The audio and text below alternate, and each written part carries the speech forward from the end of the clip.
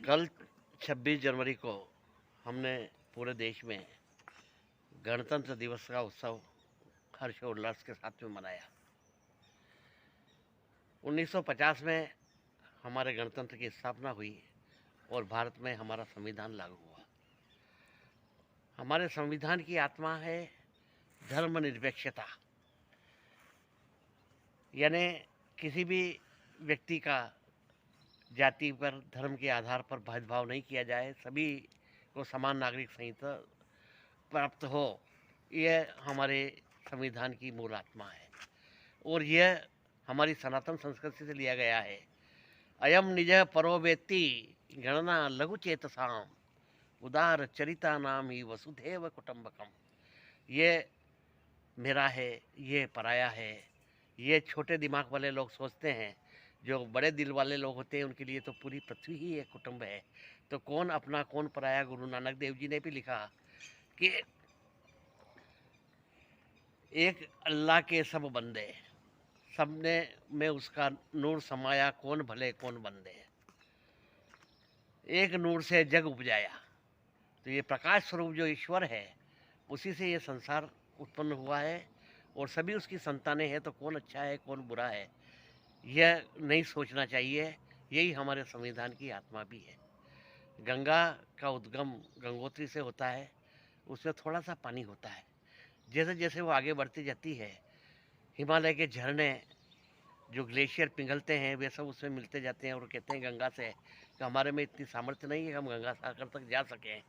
क्या हम आप में मिल जाएं तो आप हमें गंगा सागर तक पहुंचा देंगे। तो गंगा सभी नालों को 9,999 इस प्रकार के छोटी छोटी नदियां मिल कर के गंगा बनती है और गंगा सागर में समाहित होती है। पर जब वो रुड़की में पहुंचती है तब उसका पानी सभी खेतों में सिंचाई के लिए दिया जाता है। खेत में जब पानी कोई सिंचाई करता है और उससे कोई पूछा जाता है कि भाई तुम्हारा नाम क्या है, कि मेरा नाम सीताराम है, तुम बहुत भाग्यशाली हो कि ये गंगा का पानी हमको तो बड़ी मुश्किल से मिलता है।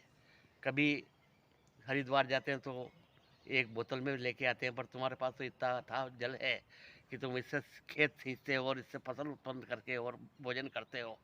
तुम बड़े सौभाग्यशाली हो कि गंगा का जल तुम्हें सिंचाई के लिए प्राप्त हुआ है। आगे जाकर किसी दूसरे से पूछते हैं भाई तेरा नाम क्या है, तो कि मेरा नाम शफी मोहम्मद है। ये क्या कर रहे हो, तो कि मैं गंगा के जल से ही फसल पैदा कर रहा हूँ और यही हम अन्न खाते हैं। तो गंगा जैसे सबकी माँ है, जैसे सूर्य सबका पिता है, उसकी किरणों का प्रकाश पूरी पृथ्वी पर समान रूप से सभी को मिलता है। ऐसे चंद्रमा की शीतलता सभी को प्राप्त होती है।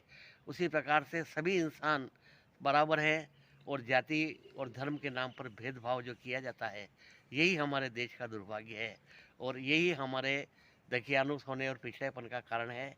यदि हम उस हमारी संविधान की भावनाओं को ईमानदारी के साथ में लागू करें तो आज जो ये इस प्रकार के सांप्रदायिक तनाव और दंगे और ये सब होते हैं, ये सब बंद हो जाए। तो ये जो हमारा गणतंत्र है और उसमें जो हमारा संविधान है और उसमें जो धर्मनिरपेक्षता है, वो हमारी आत्मा है। उसका पालन ईमानदारी के साथ में नहीं किया जा रहा है, जो किया जाना चाहिए। यही हमारी आज की भावना है और यही हम मैसेज सबको देना चाहते हैं कि हमारे संविधान का पालन उस ढंग से करें जो हमारी सनातन संस्कृति ने दिया है।